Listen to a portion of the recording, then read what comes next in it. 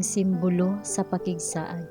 Mayo 31. Ug miingon ang Dios, kini mao ang timaan sa saad nga akong gitukod sa taliwala nako ug ninyo, ug sa tanan nga binuhat nga buhi nga anaa uban kaninyo, alang sa mga kaliwatan nga dayon.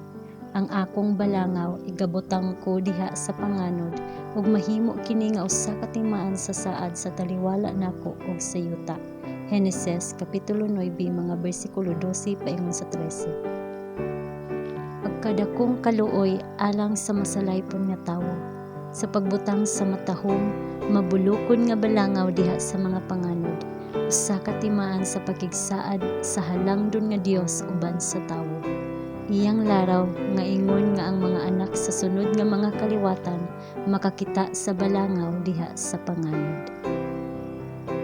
Ang ilang mga ginikanan makapatinaw kanila sa kalaglagan sa daang kalibutan pinaagi sa usa ka baha, tungod kay ang mga tawo mitugyan sa ilang mga kaugalingon ngadto sa tanan nga matang sa pagkadautan, ug nga ang mga kamot sa labing halangdon mibawog sa balangaw ug gibutang kini sa mga panganod, ingon sa usa ka timaan nga dili na siya magdala pag-usab ug lunop sa mga tubig sa yuta. Kini nga simbolo diha sa mga panganod mao ang pagpamatuod sa pagtuo sa tanan ug pagtukod sa ilang pagsalig sa Dios, kay kini usa ka timaan sa balaanong kaluoy ug kaayo ngadto sa tawo. Ang balangaw gipresentar sa langit libot sa trono, ibabaw usab sa ulo ni Kristo, isip simbolo sa kaluoy sa Dios nga naglibot sa yuta. Sa diha nga ang tawo pinaagi sa iyang dako nga pagkadautan, makahagit sa kasuko sa Dios, si Kristo ang tigpataliwala sa tawo, nangamuyo alang kaniya, ug nagatudlo sa balangaw diha sa panganod, ingon nga ebidensya sa dakong kaluoy sa Dios alang sa masalaypon nga tawo. Ang mga manulunda nangalipay, samtang sila nagtan-aw niining bililhon nga timaan sa gugma sa Dios ngadto sa tawo.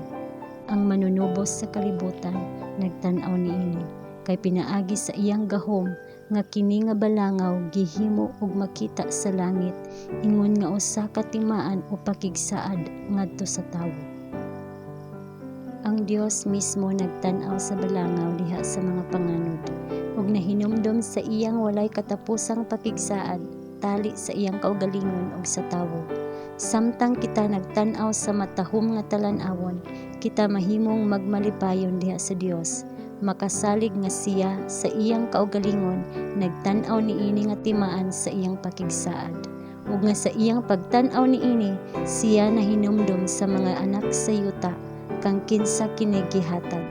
Ang ilang mga kasakit, mga katalagman, ug mga pagsulay, wala matago gikan kaniya.